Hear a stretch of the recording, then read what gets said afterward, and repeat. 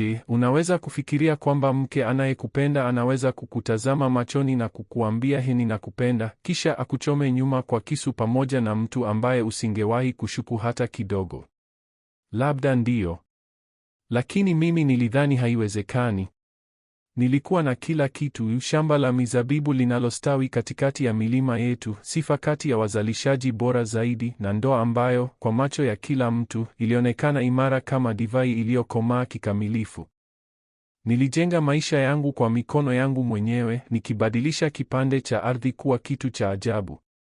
Divai zangu ziliishia kwenye meza za mikahawa ya hali ya juu, zilitolewa katika jioni za kipekee za watu wenye uwezo. Na Zawadi alikuwa mshirika wangu tangu mwanzo. Mwanamke mrembo mwenye mvuto mkubwa, mwenye nguvu ya kuvuta watu, ambaye alifanya shamba la milima kuwa zaidi ya kazi tu. Alikuwa uso wake, sauti yake, mgeni mkamilifu anayeweza kuvuta wawekezaji, wakosoaji na wateja wa hali ya juu kwa neema yake ya asili ambayo iliwafanya watu watake kubaki karibu naye. Alitufanya tuangaze, alinifanya mimi niangaze. Lakini hapa nilikuwa nikitazama kikombe changu, rangi nyekundu yenye nguvu ikizunguka ndani, nikigundua kwamba kila kitu nilichofanya kazi kwa bidii, kila kitu nilichoamini, kilikuwa muonekano tu. Usaliti ulikuwa na ladha, nilikuwa nimegundua hivi karibuni. Na ilikuwa chungu sana. Lakini tuende kwa mpango. Shamba la milima haikuwa shamba tu. Ilikuwa kazi yangu ya maisha yote. Nilianza na kipande kidogo cha ardhi milimani, kilichochaguliwa kwa uangalifu mkubwa. Ardhi ilikuwa yenye rutuba, mwelekeo bora, lakini hakuna kilichohakikisha mafanikio. Ulimwengu wa divai ni mkali. Unaweza kutumia miaka mingi kutunza mavuno, na mwaka mmoja mbaya unatosha kuharibu kila kitu. Sikuchukua njia fupi kamwe. Nilisoma sayansi ya divai katika chuo kikuu cha Nairobi. Nilifanya kazi ya msingi katika maeneo mengine, karibu na wazalishaji ambao walikuwa wakiboresha ufundi huo kwa vizazi. Niliporudi, nilijua hasa nini cha kufanya. Shamba lilikuwa. Mavuno yangu ya kwanza yalikuwa hatari, lakini yalishinda. Viongozi walijibu. Wanunuzi walikuja. Hivi karibuni chupa zangu zilikuwa katika mikahawa ya hali ya juu. Shamba lilipanuka, hekta ziliongezeka kwenye milima, nyumba ya mawe ilisimama kama ushuhuda wa kile nilichounda. Zawadi alikuwepo tangu siku ya kwanza. Alibuni shughuli pamoja nami, alinitambulisha watu sahihi, alibadilisha ghala yetu kuwa mahali pa kuvutiwa sana. Tulisafiri pamoja, tulipanga matukio, tulijenga sifa iliyozidi mipaka. Na kamwe hata mara moja sikumshuku. Kwa miaka tulicheza majukumu yetu kwa ukamilifu. Mimi nilikuwa fundi, mkulima wa mizabibu. Zawadi alikuwa mgeni mzuri, mwanamke wa ulimwengu ambaye alijua kuweka kila mtu vizuri. Wakati wa kuonja alitembea katika chumba kama alizaliwa huko, kwa sababu ilikuwa mahali pake. Alikuwa na njia ya kusikiliza watu, kuwafanya waamini kwamba kunywa divai yetu ilimaanisha kuingia katika mzunguko wa kipekee.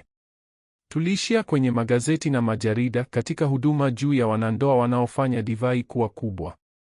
Na kwa muda wote huo niliamini sisi. Kwa nini nisingeamini? Tulijenga kitu pamoja. Kitu cha kweli. Lakini hata divai kubwa ina hatua yake ya mabadiliko. Wakati mmoja ni mkamilifu. Ule unaofuata una hatari ya kuharibika. Na mahali fulani kwenye njia, kitu kilikuwa kimebadilika. Ilianza polepole. Kutokuwepo kwa Zawadi kuliongezeka. Safari zake za kazi zilianza kuwa ndefu, kwanza usiku mmoja, kisha wikendi nzima, kisha siku 4 au 5 mfululizo. Alikuwa na kisingizio kizuri kila wakati. Faraji, ikiwa tunataka kukuza shamba, ni lazima niwe uwanjani, nijenge mahusiano, alisema akipita jikoni akiwa na vali mkononi.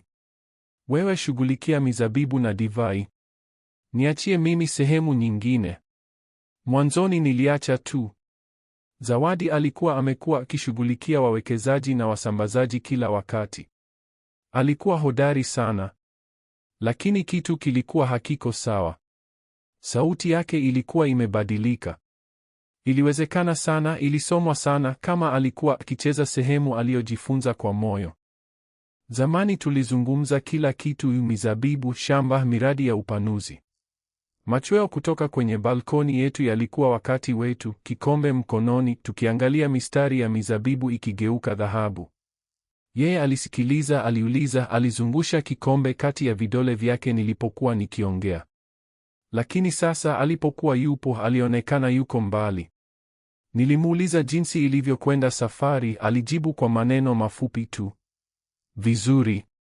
Wale wale wa kawaida. Hakuna kitu cha maana. Zamani hakuweka simu karibu.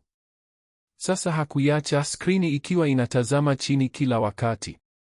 Njia aliyonibusu niliporudi zamani ya joto, yenye kicheko ilikuwa imekuwa ya kimakanika, busu la haraka kwenye shavu kabla ya kutoweka chumbani. Nilitaka kuamini alikuwa amechoka tu. Nilijihakikishia kwamba nilikuwa nikiwazia. Lakini haikuwa hivyo. Haikuwa simu tu. Ilikuwa harufu. Zawadi alivaa kila wakati manukato yake ya kawaida ambayo nilihusisha naye tangu zamani. Lakini hivi karibuni kulikuwa na kitu kingine, msingi mzito zaidi wa musk. Ulikaa juu yake aliporudi, harufu iliyobaki kwenye ukumbi baada ya kupita kwake. Halafu nguo. Zawadi alivaa kila wakati kwa daraja, lakini mtindo wake ulikuwa umebadilika. Mwanzoni haukuonekana, blauzi za hariri zilizokuwa wazi zaidi, viatu vya juu ambavyo hakuvivaa hapo awali.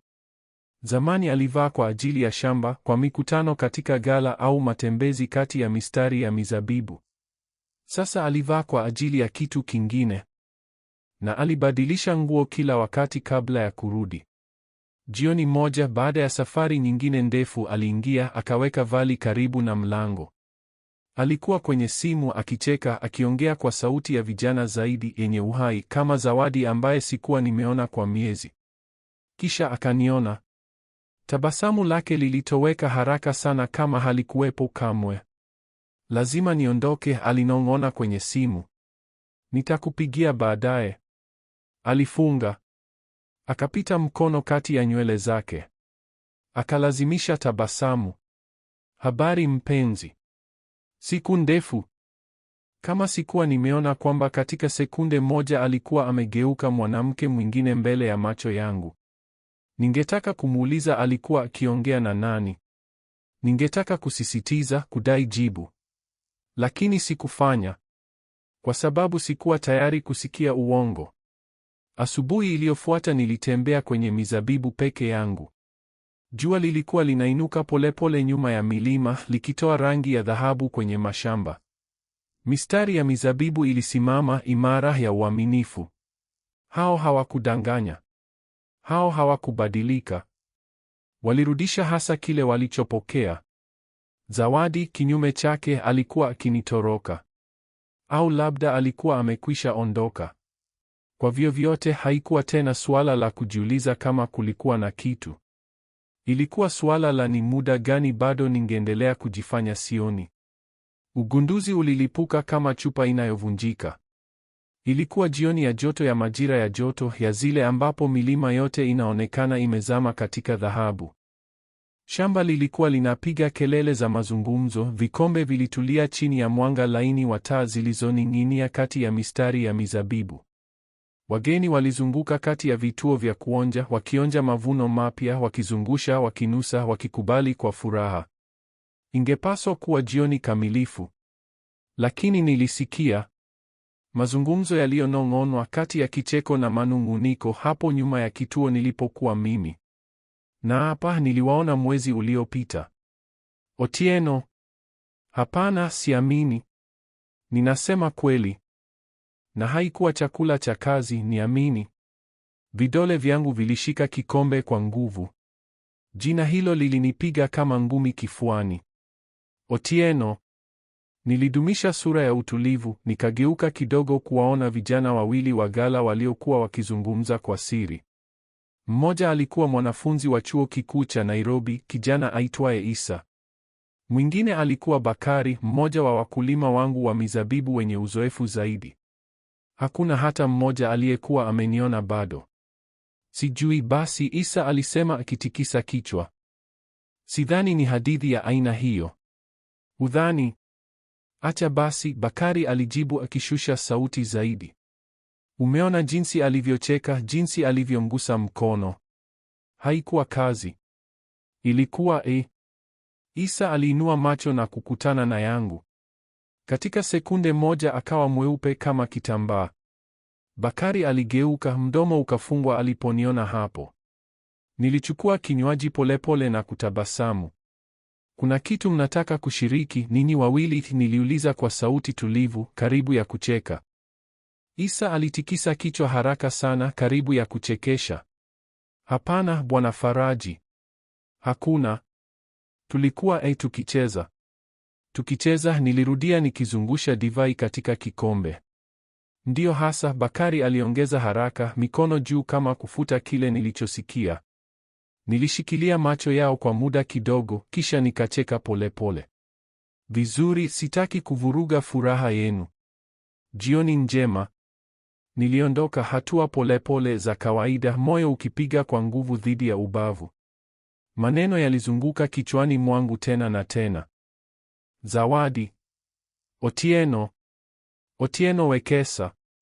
Jina hilo lilikuwa linajulikana kwangu kabla hajahatarisha kuweka mguu shambani.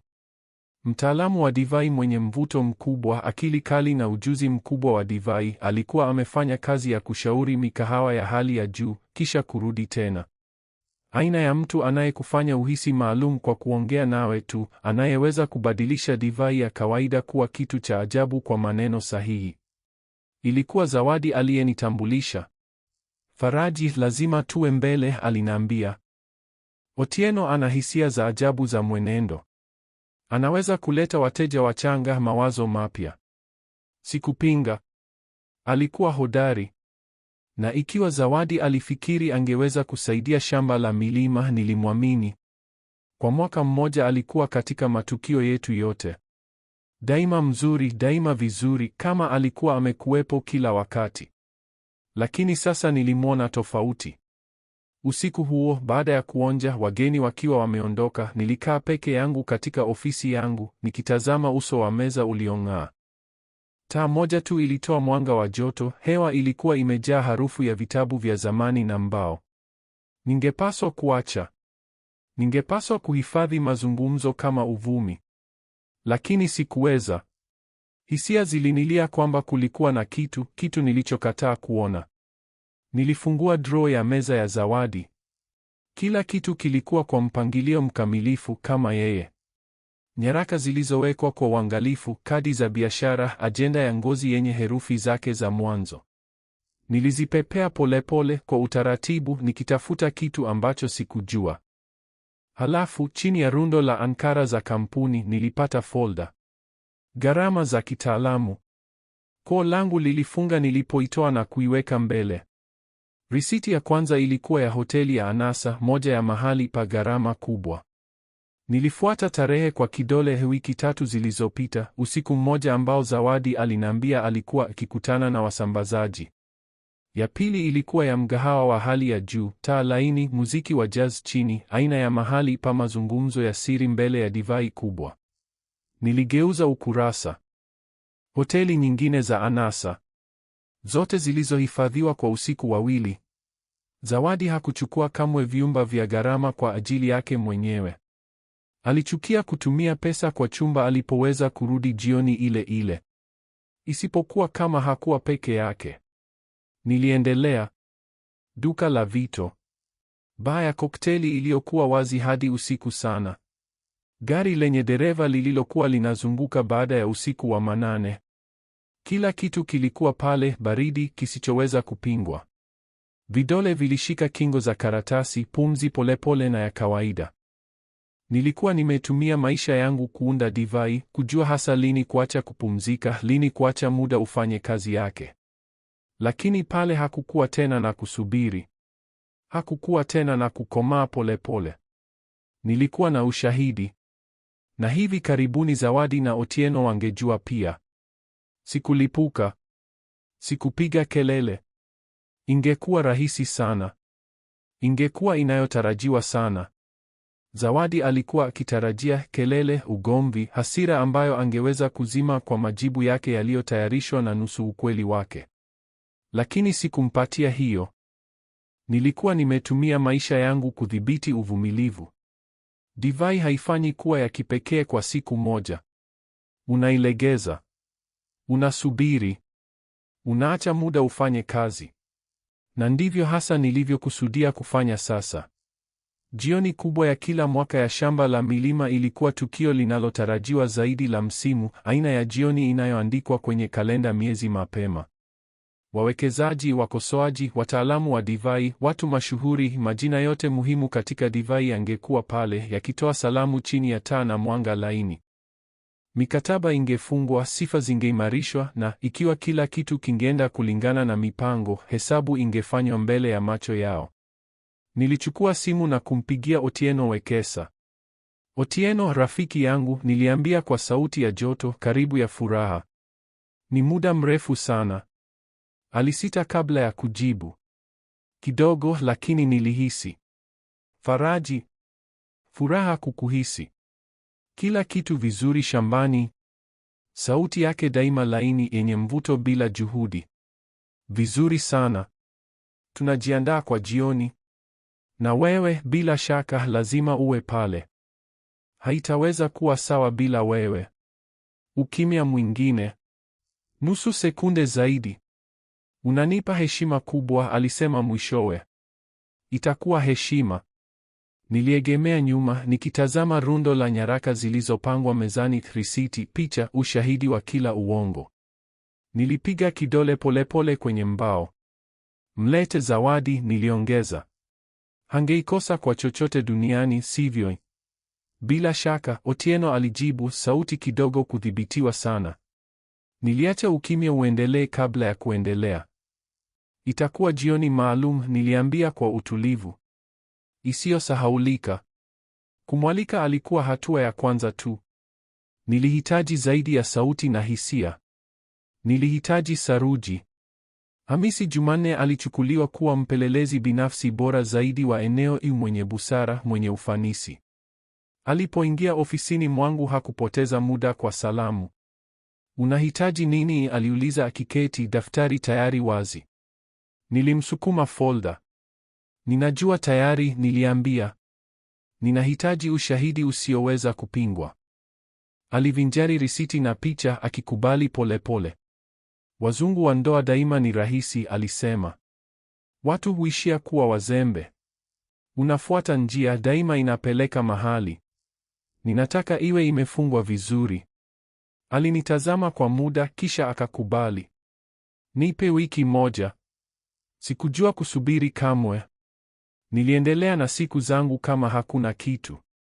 Nilitembea kwenye mizabibu, nilizungumza na timu, nilijiandaa kwa mavuno.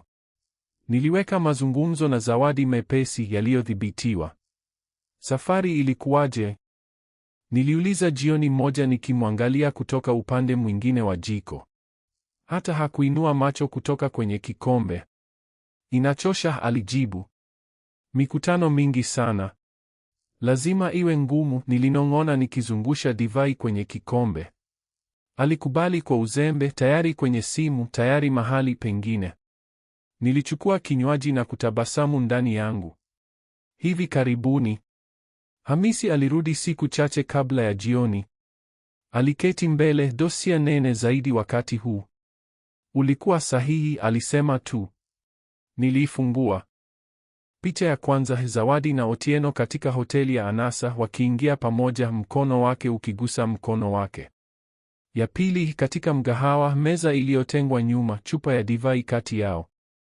Yeye alicheka akiinama kwake, vidole kwenye mkono wake, sura ambayo sikuwa nimeona kwa miaka. Kulikuwa na nyingine. Mfululizo uliopigwa katika baa. Wao wawili kwenye gari jeusi wakizunguka usiku wa manane. Ankara za hoteli zilizowekwa tarehe hasa wakati wa mikutano yake ya kazi iliyodaiwa. Kila kitu pale. Kila siri iliyofichuliwa. Nilifunga dosia, vidole juu ya meza, nikitoa pumzi polepole. Unataka kupeleka kwa wakili? Hamisi aliuliza. Nilitikisa kichwa. Bado hapana. Jioni ilikuwa baada ya siku chache. Na ingekuwa wakati wa kweli wa ukweli. Asubuhi ya tukio, shamba lilikuwa limejaa maisha. Magari yalikuwa yakishusha sanduku za nyama, samaki safi, mazao ya msimu. Wapishi walifanya kazi na huduma, koti nyeupe zilizokamilika, ishara sahihi. Wafanyakazi waliandaa chini ya taa, wakisafisha vikombe, wakiwasha mishumaa. Kila kitu kilipaswa kuwa kamilifu. Nilivaa kwa uangalifu suti ya kijivu ya andrasi iliyotengenezwa kwa vipimo. Vipuli vile vile vya babu yangu, mraba wa fedha wenye herufi za mwanzo FM, kikumbusho cha nani nilikotoka. Wageni wa kwanza walipofika, nilikuwa tayari kwenye balkoni, tabasamu rahisi, mikono salamu. Faraji, umejizidi, mwekezaji mmoja aliniambia akizungusha kikombe. Bora tu, nilijibu. Shamba liling'aa, mizabibu ikiwa imeoshwa na miale ya mwisho ya jua. Kikundi cha muziki kilicheza wimbo polepole na mtamu, ukichanganyika na kelele za sauti. Jioni ya neema, ya ubora, ya udhibiti. Halafu walifika wao. Zawadi, katika vazi la kijani kibichi, nywele zilizokusanywa kwa mawimbi kamili. Otieno, mzuri kama kawaida, ujasiri wake ukiwa bado. Niliwaangalia kutoka upande mwingine wa uwanja, kikombe kikiinuliwa kidogo, tabasamu polepole na la kupimwa midomoni. Moyo ulipiga kwa utulivu. Mikono ilikuwa tulivu. Kila kitu kilikuwa tayari. Mavuno yalikuwa yamefanywa. Lakini jioni hiyo sikuwa mimi niliyemwagwa. Jioni hiyo nilikuwa mimi niliyevuta nyuzi. Jua lilikuwa linazama nyuma ya milima, likiingiza shamba katika jioni ya dhahabu. Mali iling'aa chini ya maelfu ya taa ambazo miale yake ilicheza katika vikombe vya kioo vilivyoinuliwa na wageni katika suti na mavazi ya jioni. Jioni kubwa ya kila mwaka ya shamba la milima ilikuwa kilele, onyesho la neema, utajiri na nguvu. Wahudumu katika koti nyeupe waliteleza kati ya umati, trays za fedha zilizobeba vitu vya kula, chaza juu ya barafu na mikate midogo ya tartufu. Hewa ilitetemeka kwa harufu ya mbao, zabibu zilizokomaa na pazia la manukato ya gharama lililobaki juu ya wanawake walipocheka polepole. Nilitembea kwa urahisi, nikishika mikono, nikitoa salamu. Nilitabasamu. Daima nilitabasamu. Kila kitu kilikuwa onyesho tu. Kwa sababu jioni hiyo haikuwa suala la divai tu. Ilikuwa suala la ukweli. Na ukweli, kama divai, hutolewa bora kwa uvumilivu. Zawadi alikuwa mrembo kama kawaida. Vazi la kijani kibichi lilimfunga maumbo, hariri ilishika mwanga kwa kila mwendo. Mkufu mnyororo mzuri wa dhahabu, si mmoja wa wale niliopewa, ulikaa juu kidogo ya kifua, onyesho karibu la kutojali la kile sasa nilichoelewa vizuri sana. Kicheko chake kililipuka kwa milipuko midogo laini alipowavutia wageni, mkono ukiwa chini ya yangu, vidole vikiweka laini kwenye mkono wangu. Kwa macho ya ulimwengu tulikuwa jozi kamilifu. Duo yenye ushindi. Mwanamume aliyekuwa ameunda ufalme, mwanamke aliyemfanya uangaze. Lakini jioni hiyo hakuangalia mimi peke yangu. Macho yake yaliteleza kuelekea balkoni ambapo Otieno Wekesa alisimama karibu na kituo cha kuonja, akishika bila shida kikundi kidogo cha wageni. Alikuwa picha ya starehe, suti ya bluu ya navi iliyokatwa kwa ukamilifu, nywele za kahawia zilizokamilika, kikombe cha divai yangu ya reserve ya mwaka wa 2016 kilichozunguka kati ya vidole. Alikutana na macho ya Zawadi. Mabadilisho ya haraka. Walijiamini kuwa wa busara. Walidhani mimi sijui. Nilichukua kinywaji cha divai, nikiacha harufu tajiri na ngumu zikae kwenye ulimi. Jioni hiyo ingebaki imechapishwa. Jioni ilifikia kilele, vikombe vikigongana, joto la divai, muziki wa kikundi ukiyeyuka katika hewa ya usiku. Mizabibu iling'aa mbali, mistari kamili iliyoangaziwa na mwezi. Ilikuwa wakati. Niliweka kikombe na kupanda jukwaa dogo la mawe katikati ya uwanja ambapo meza kubwa ya mbao ilinyoosha chini ya hema la taa. Mhudumu alikaribia na chupa mpya, nilimzuia kwa ishara. Mahali pake niliinua mkono kuomba ukimya. Mazungumzo yalizima moja baada ya nyingine, vichwa vikageuka kwangu. Niliinua kikombe. Kwa mke wangu mrembo nilianza, sauti thabiti ya kusudi. Manung'uniko ya kukubali yalipita kati ya umati huku macho yote yakimwangalia Zawadi ambaye alitabasamu kwa mng'ao chini ya taa laini. Na kwa mafanikio ya shamba la milima. Mahali hapa, ndoto hii ilijengwa kwa shauku, uvumilivu na upendo. Leo nina heshima ya kuwatambulisha kitu cha kweli cha kipekee. Tabasamu la Zawadi lilipanuka, vidole vikishika mguu wa kikombe. Divai mpya, niliendelea nikiashiria wahudumu waliopangwa kando. Walisogea kwa pamoja wakileta trays zilizobeba chupa za rangi nyekundu yenye kina, lebo zilizofichwa chini ya pazia la dhahabu. Divai ya kipekee kiasi hiki, niliendelea, kwamba nilihisi inastahili utambulisho wa kipekee leo. Wageni walijiongeza wakiwa na udadisi. Niligeuza macho yangu kwa Zawadi, nikizama katika macho yake. Divai iliyochochewa na kujitolea. Dhabihu. Kile tunachoshikilia karibu hii na kile tunachopoteza. Aliinama kichwa kidogo, mwanga wa kutokuwa na uhakika machoni. Niliashiria wahudumu. Mabibi na mabwana, nawasilisha usaliti wa mwaka wa 2015. Wahudumu waliondoa pazia la dhahabu, wakifichua lebo iliyofanyiwa kazi kwa ustadi. Majibu yalikuwa ya papo hapo. Vikombe vilisimama hewani. Mazungumzo yalizima. Kikoromeo kilipita kwenye ukimya. Halafu kingine. Halafu manung'uniko yanayoongezeka. Uso wa Zawadi ulipigwa mawe, tabasamu likitetemeka aliposhika chupa, vidole vikitikisika, akiizungusha mikononi. Hakuwa peke yake. Karibu na uwanja, wageni walitazama chupa zao, macho yakitafuta mchoro laini unaoonekana kuhamasishwa na mistari ya mizabibu, arabesques za mizabibu, matawi yaliyounganishwa, milima yenye mawimbi. Lakini mwanga ulipoanguka sawa, kitu kingine kilionekana. Kitu cha giza zaidi, kilichofichwa katika muundo, kama roho katika ukungu. Picha. Si michoro. Si michoro. Picha. Zawadi na Otieno katika baa yenye giza, vichwa karibu katika mazungumzo yaliyonong'onwa. Mbele ya hoteli ya anasa, mkono wake ukiwa juu ya kifua chake kwa upole. Katika lifti ya hoteli, karibu sana, vidole vikishika kola ya koti lake. Risiti za hoteli. Mikutano ya usiku. Ushahidi usioweza kupingwa wa kila kitu walichodhani kilikuwa kimefichwa. Pale. Kwenye lebo. Kwa kila mtu kuona. Pumzi ya Zawadi ilisimama. Otieno kutoka upande mwingine wa uwanja aliganda. Kikombe katikati ya njia kuelekea midomo kilibaki kusimama, kinyago cha ujasiri kikianza kupasuka. Manung'uniko yaliongezeka. Ni kweli. Mungu wangu, lakini Zawadi. Mwanamke karibu na kituo alikaribia kuangusha kikombe. Mmiliki wa mgahawa maarufu alizungusha chupa, mdomo nusu wazi kwa mshangao. Mkosoaji mzee alirekebisha miwani, akabonyeza macho kwenye lebo, kisha akaangalia juu kwangu kwa uelewa wa kimya. Sauti ya Zawadi ilikuwa sasa pumzi. Faraji.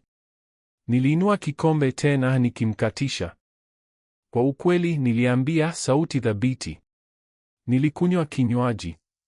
Divai bora niliyowahi kuonja. Na huku ukimya ukiendelea, huku ulimwengu uliojengwa kwa uangalifu wa Zawadi ukianza kuanguka karibu naye, nilijiruhusu tabasamu la mwisho, polepole na la kujua. Jioni hiyo divai ilizungumza. Na ilisema ukweli kwa kila mtu. Kwa muda mrefu kelele pekee ilikuwa tintinio laini la kikombe kikiwekwa juu ya marumaru mahali fulani. Hewa, zamani iliyojaa kicheko na mazungumzo, ilikuwa imekuwa nene, nzito, kama kabla ya dhoruba juu ya mizabibu. Zawadi alibaki bila kusonga, vidole bado vikishika chupa ya usaliti wa mwaka wa 2015, uso wa rangi ya udongo chini ya mwanga laini wa taa. Hariri ya kijani kibichi ya vazi lake, zamani ishara ya neema ya kifalme, sasa ilimfunga kama sanda. Macho yalipita kutoka lebo hadi nyuso za kushangaa karibu, uelewa ukifika kwa mawimbi polepole na ya maumivu. Alinitazama, midomo nusu wazi, manung'uniko ya kukata tamaa yakiunda kabla hata hajua nini cha kusema. Faraji. Nilijiondoa kabla angeweza kunigusa. Ishara ndogo ya busara. Lakini hakutosha. Pumzi yake ilivunjika. Mkono bado umenyoshwa ulitetemeka kabla ya kuanguka bila nguvu kando ya mwili. Manung'uniko kati ya wageni yaliongezeka, mawimbi yanayoongezeka ya kutokuamini na kashfa. Nilihisi uzito wa macho yao, manung'uniko nyuma ya mikono, pumzi ya mshtuko ya wale ambao walikuwa wameelewa tu. Otieno, karibu na kituo, hakuwa amesogea. Kushika kikombe kulibaki thabiti, lakini viungo vilikuwa vyeupe. Taya, daima tayari kwa tabasamu rahisi, sasa ilikuwa imefungwa. Macho yakipita kutoka Zawadi kwangu, yalionyesha kitu ambacho sikuwa nimewahi kuona kwake. Hofu. Vizuri. Nilirudisha macho yangu kwa wageni na kuinua kikombe tena, nikiomba ukimya. Kuna kitu kingine bado, nilitangaza, sauti ikikata mvutano kama kugonga kwa kifuniko. Ukimya kamili ulishuka juu ya uwanja. Taa zilitikisika. Mizabibu iliyojaa ahadi ya mavuno yajayo ilionekana bila kusonga. Halafu projekta iliwashwa. Kelele ya mitambo ilijaza hewa huku mwanga ukiangazia ukuta wa jengo la zamani mwishoni mwa shamba.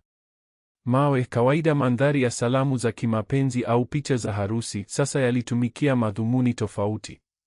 Picha ya kwanza ilionekana. Zawadi na Otieno wakiwa wamekaa katika baa yenye giza, vichwa karibu, chupa ya divai kati yao. Saa iling'aa kona, isiyo na huruma. Tarehe ambayo Zawadi aliniambia alikuwa katika mkutano na wasambazaji. Kikoromeo kilipita kati ya umati. Mwanamke katika vazi la rangi ya champagne alileta mkono mdomoni. Mmiliki maarufu wa mgahawa aligeuka kwa mkewe, macho wazi. Picha inayofuata. Gari la Otieno. Gari jeusi limeegeshwa mbele ya hoteli ya anasa. Zawadi akishuka kutoka kiti cha abiria, mkono ukigusa wake huku yeye akiweka mkono kwenye kiuno chake. Halafu ukumbi wa hoteli. Lifti. Mlango wa suite ukifunga nyuma yao. Bonyeza. Bonyeza. Bonyeza.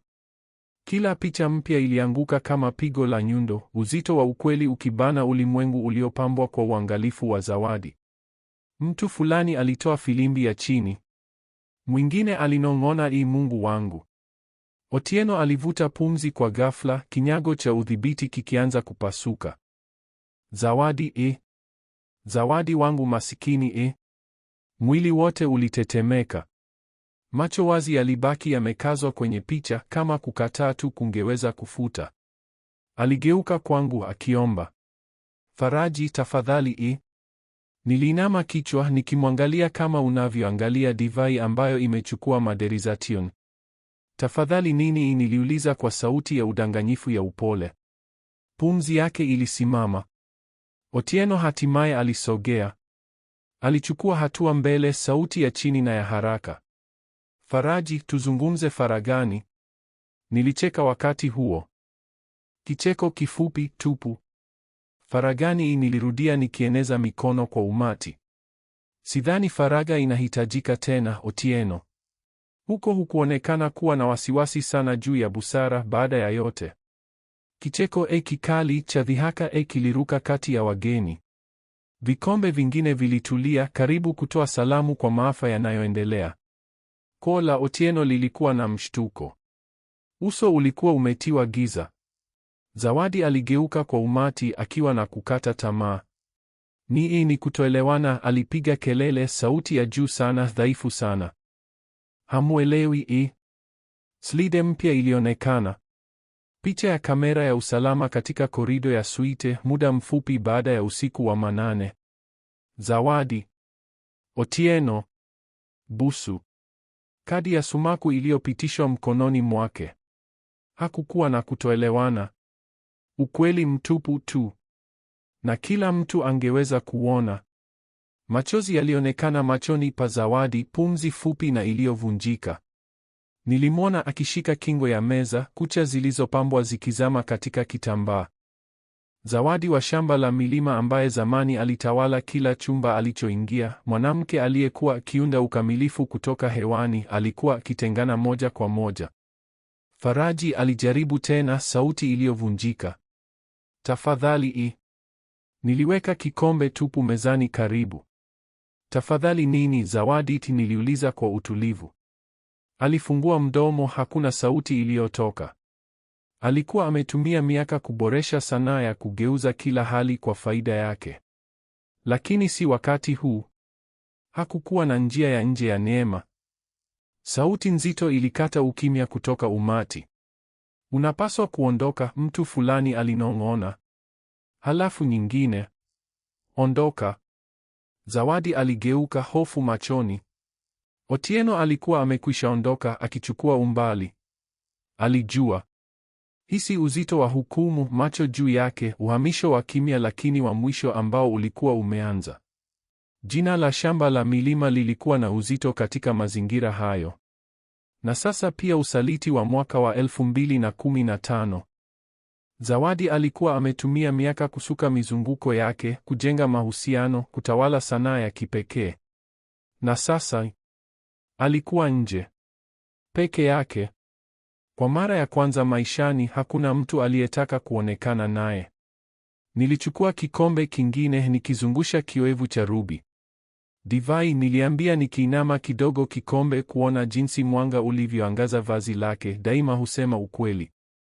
Mavuno ya haraka. Ladha dhaifu. Mbao isiyo sahihi. Mwisho wenye asidi. Unaweza kujaribu kuuficha kwa mbao au kuongeza na kingine, lakini mapema au baadaye ukweli unatoka. Nilikunywa kinywaji nikiwaonja kabla ya kuweka kikombe. Na mimi daima ninaacha divai izungumze yenyewe. Zawadi aliacha kutoa kikoromeo kilichozuiliwa, akigeuka kutoka kwangu, kutoka nyuso baridi na za kukataa za wale ambao zamani walimpenda.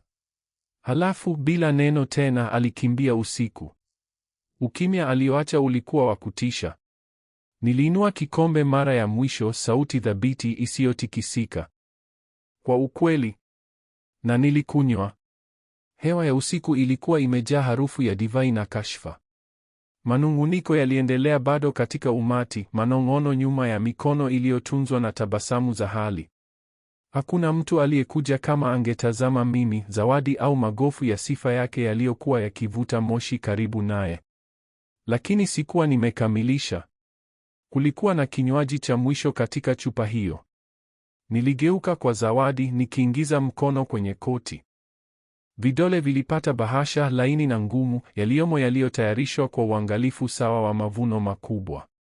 Yeye alikuwa tayari akianguka, pumzi fupi, mabega yakitikisika chini ya uzito wa macho yote yaliyoelekezwa kwake.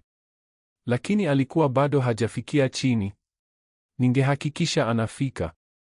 Na sasa, niliambia, sauti baridi na ya kupimwa, makubaliano ya mwisho.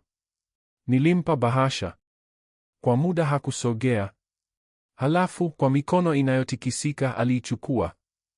Mwanga wa dhahabu wa taa uliangaza embroideri laini ya vazi lake la kijani kibichi, lile lile ambalo alikuwa ametembea nalo jioni nzima, akiamini kuwa hawezi kuguswa. Sasa hakuwa tena. Vidole visivyo na utaratibu vilifungua bahasha. Macho yalipowekwa juu ya yaliyomo, sauti iliyozuiliwa ilitoka kooni. Hapana. Pumzi tu. Sikupiga kope. Katika bahasha hii, niliambia kwa utulivu, kuna karatasi za talaka. Zilizotiwa saini na kuwekwa. Kikoromeo kilipita kati ya umati.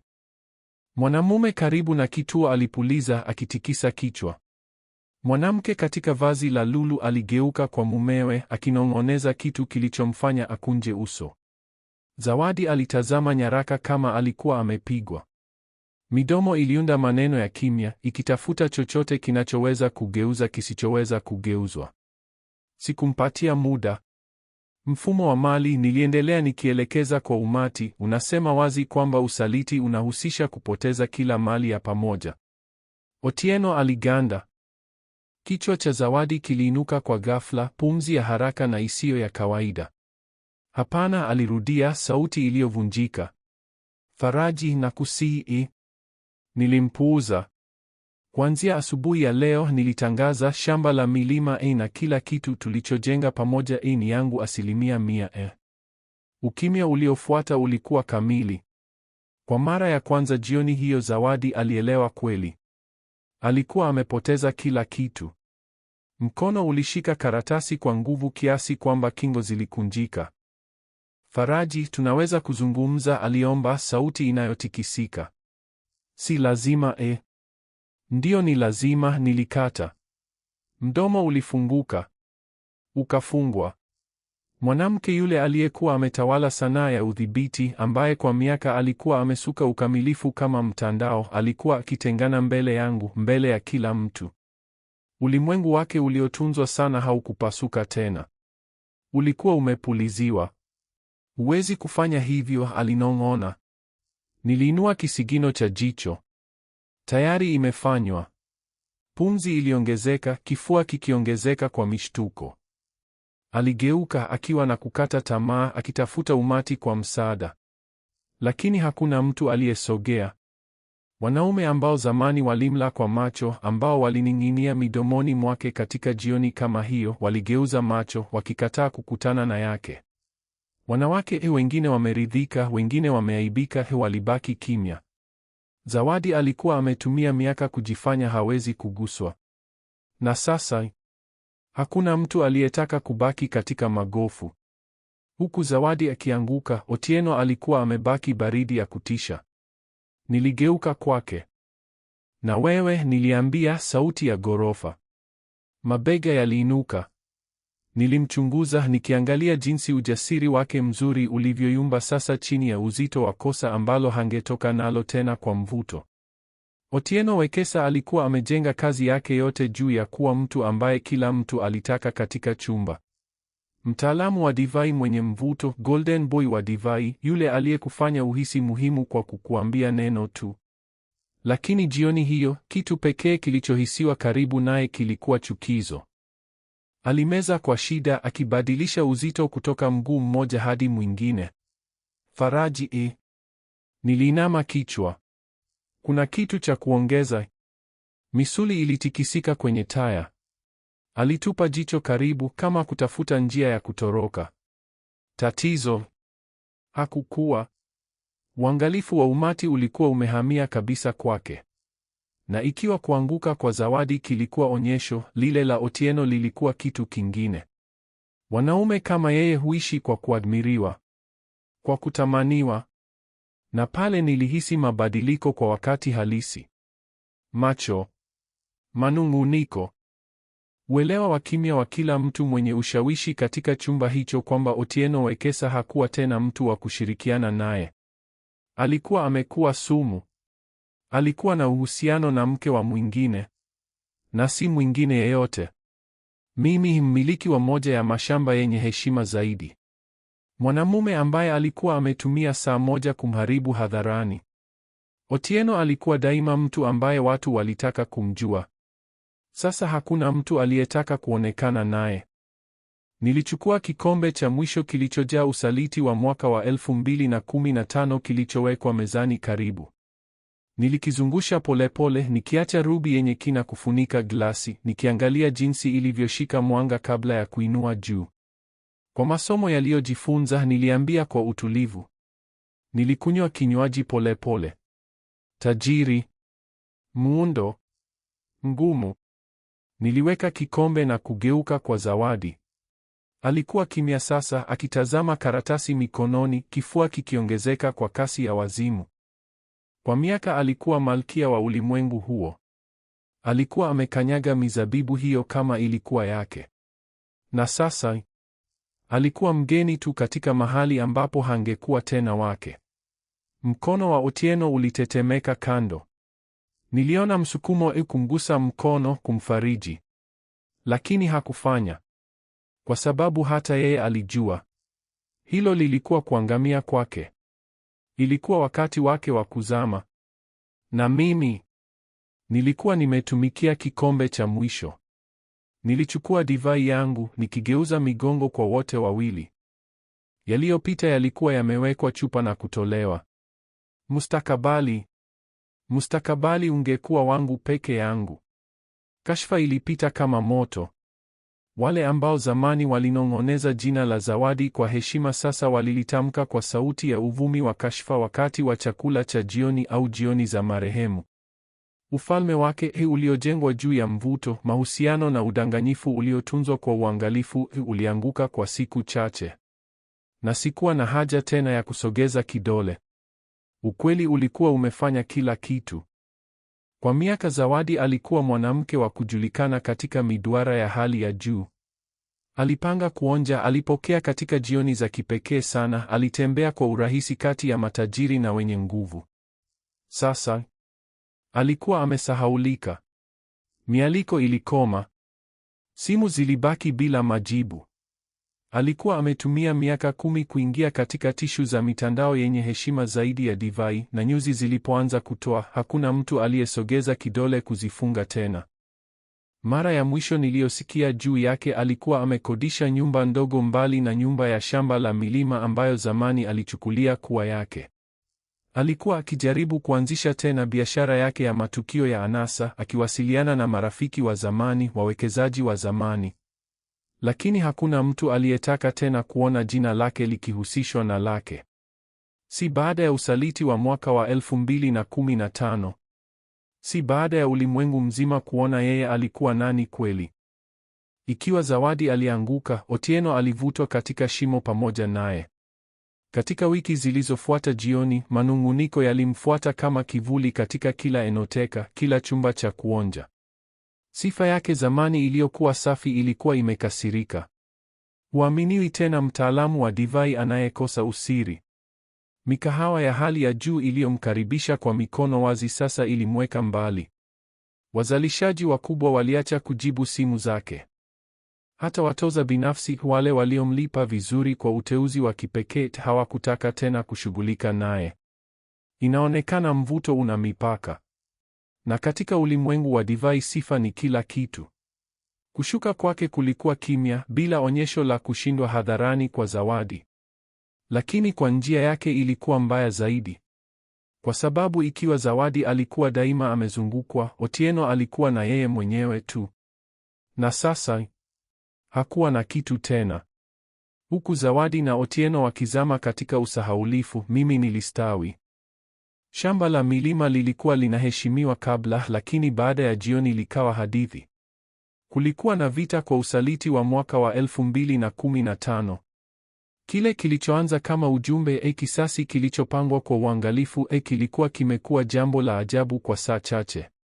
Kundi la kwanza liliisha kwa saa chache. La pili kwa dakika chache.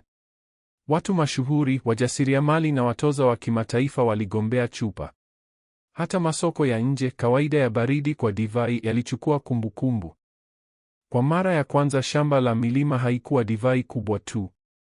Ilikuwa hadithi. Na watu hununua si divai tu. Hununua hadithi inayoenda nyuma yake. Huku shamba likistawi, niliweka kila nguvu katika mavuno yaliyofuata, yale yatakayoandika jina langu katika marumaru ya sekta. Divai ambayo ingesalia baada ya kashfa. Divai ambayo ingebeba jina langu muda mrefu baada ya lile la Zawadi kusahaulika. Nilitumia miezi kuboresha mchanganyiko. Nyekundu yenye nguvu, ngumu, yenye uendelevu mrefu na wa kina. Iliyoboreshwa katika mbao za mwaloni, tajiri kwa noti za amarena, chokoleti nyeusi na mguso wa licorice, divai ya kutafakari. Ilipokuwa tayari, nilisimama katika gala la mbao, kikombe kinyume na mwanga. Rangi ilikuwa ya ajabu, rubi karibu nyeusi, yenye kina kama usiku juu ya shamba. Kamilifu. Nilichukua kinywaji polepole, nikiacha harufu zifunguke kwenye ulimi. Na nikatabasamu. Ilikuwa wakati. Lebo mpya ilitambulishwa katika chakula cha jioni cha faragha shambani, kilichohifadhiwa kwa majina muhimu zaidi ya divai. Jina. Haki tamu. Chupa. Iliyopambwa na tawi rahisi lililozunguka mizani ya dhahabu. Yeyote aliyeishika alielewa mara moja. Ilijadiliwa. Ilichekwa. Halafu walinunua. Mwisho wa jioni uzalishaji wote ulikuwa umehifadhiwa. Mahitaji yalikuwa bila mfano. Kile kilichoanza kama somo juu ya usaliti kilikuwa kimekuwa ushindi wangu mkubwa zaidi. Na nzuri. Zawadi alilazimika kutazama kila kitu kutoka nje. Nilijikuta kwenye mpaka wa mizabibu usiku huo, kikombe cha haki tamu mkononi, nikiangalia wageni wa mwisho wakienda kwenye barabara iliyotoka shamba la milima. Mwezi wa chini uliangazia mistari iliyojaa zabibu, ukitoa rangi ya fedha kwenye mizabibu hadi upeo wa macho. Mahali hapo daima yalikuwa yangu. Lakini sasa yalikuwa yangu kweli peke yangu. Hakuna uongo tena. Hakuna udanganyifu tena. Kile kilicho kweli tu. Niliinua kikombe mara ya mwisho, uzito wa kila kitu yaliyopita ya sasa, ushindi ukibana kina kifuani. Nilikunywa. Na wakati huu, ladha ya nyuma ilikuwa utamu tu. Shiriki maoni yako kwenye sehemu ya maoni. Kama ungepata kutaja divai iliyoongozwa na hadithi hii, ungeita nini? Kama umefurahia hadithi hii, jiandikishe kwenye kituo na utupe like.